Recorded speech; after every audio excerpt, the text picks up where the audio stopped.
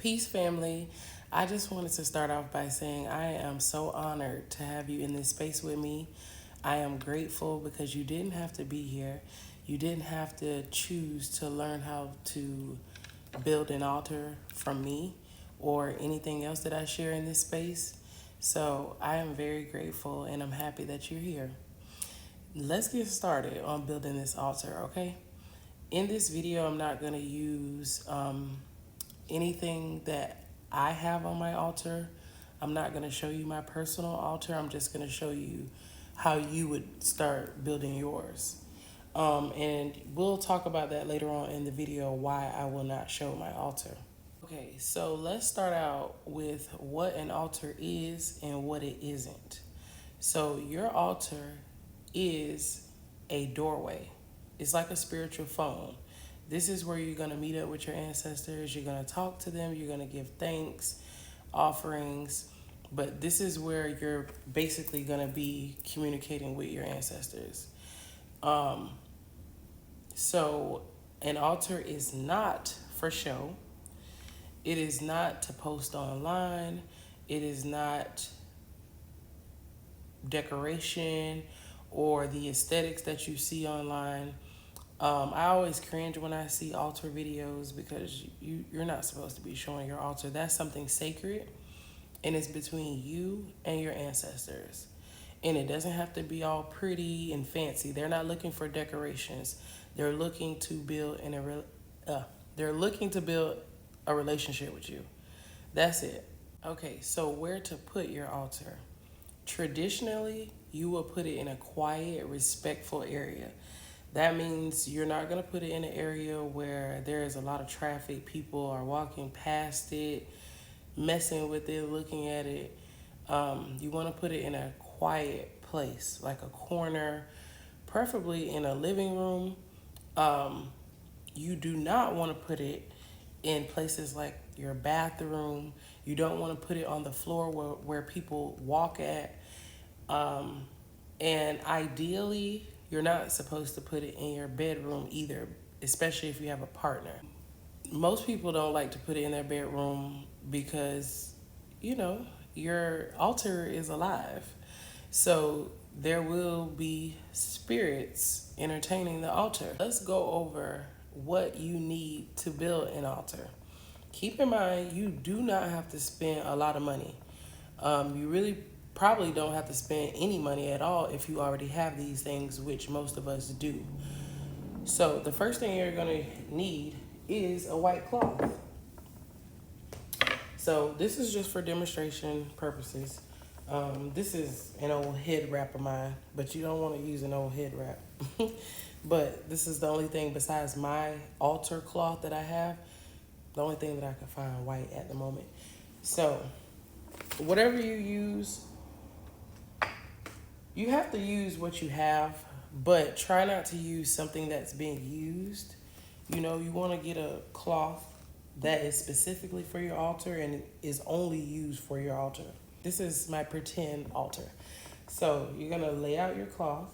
Well, let's rewind. So we're going to, before you do anything to your altar, you want to make sure it's clean. And you don't want to use any harsh chemicals. If you're using something that you found at a yard sale or something, you possibly can use chemicals then just to clean it really good. But even then, I probably wouldn't use chemicals. I would probably use vinegar. I probably would use vinegar to clean it. If it's dirty or something, I probably would use vinegar or something like that. Something not too harsh, not bleach.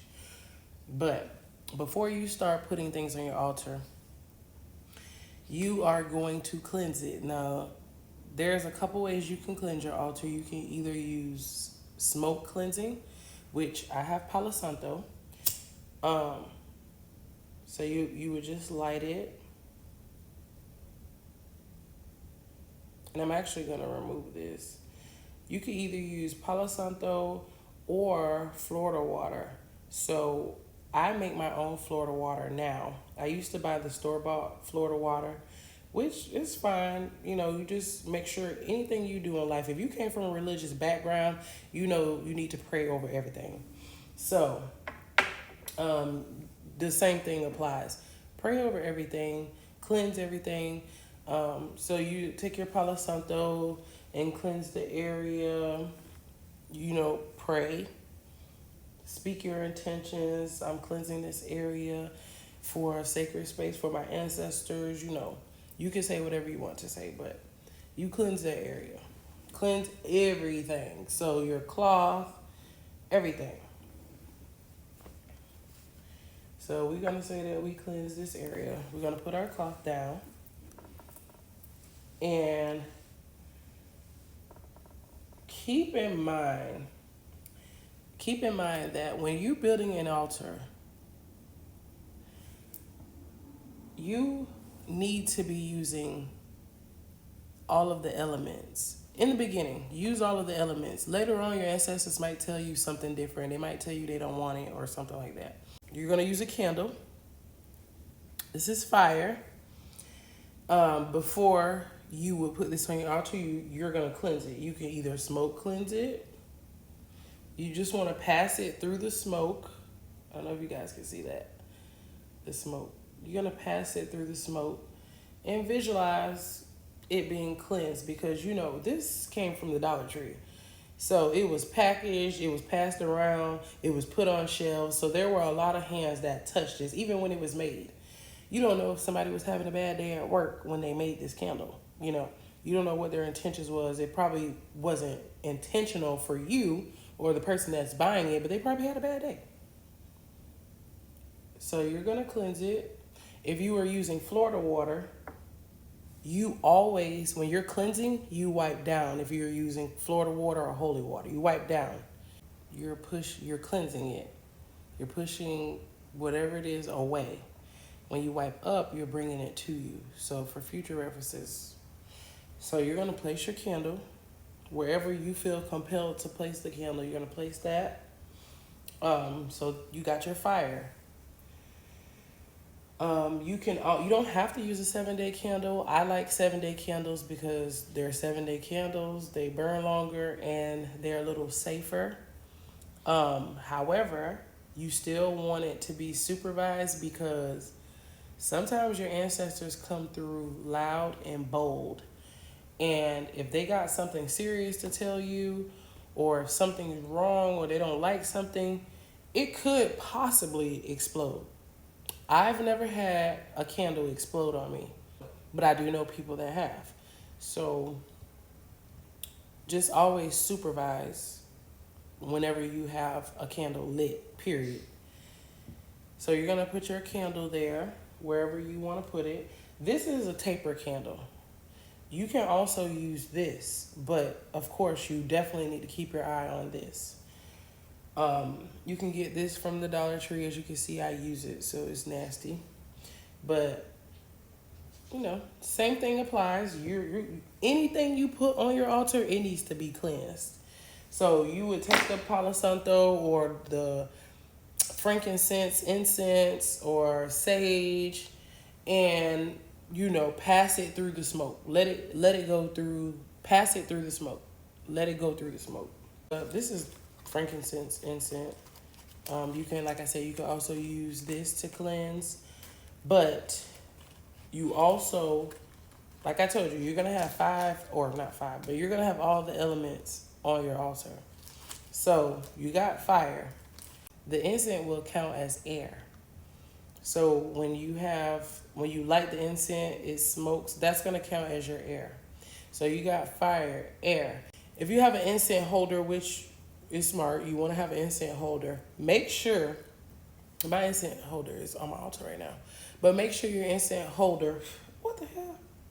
Make sure your incense holder is natural. You only want to put natural things on your altar.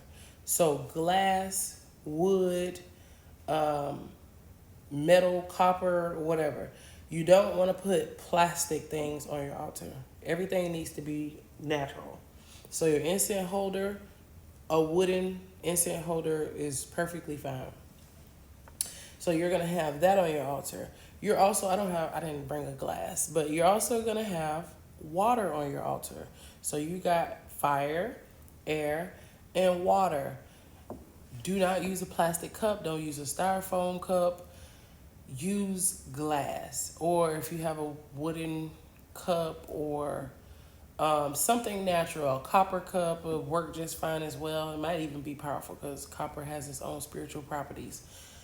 But you want to make sure that everything you're using is natural. So I love glass. I love drinking out of glass. I don't have any copper cups yet, but one day I will get some. But I prefer to drink out of glass. I don't like drinking out of plastic. I will drink out of styrofoam cup if I'm out or something, but my go-to is always glass. So I have plenty of glass cups. Whatever cup that you choose, make that your ancestor cup. So you don't want to, I mean, it's not going to hurt you or anything like that, but it's just keep in mind that you always want to be respectful and you want to make your ancestors feel good. So them having their own cups, plates, bowls, because you're going to give offerings at some point or another. Make sure that everything is natural. So you can go to the Dollar Tree. That's where I got a glass bowl, like a ceramic bowl. And I used to have a plate, but it broke. But you're going to use that later on for your offering. So you're going to have your fire, your air, your water, and the last one is going to be earth.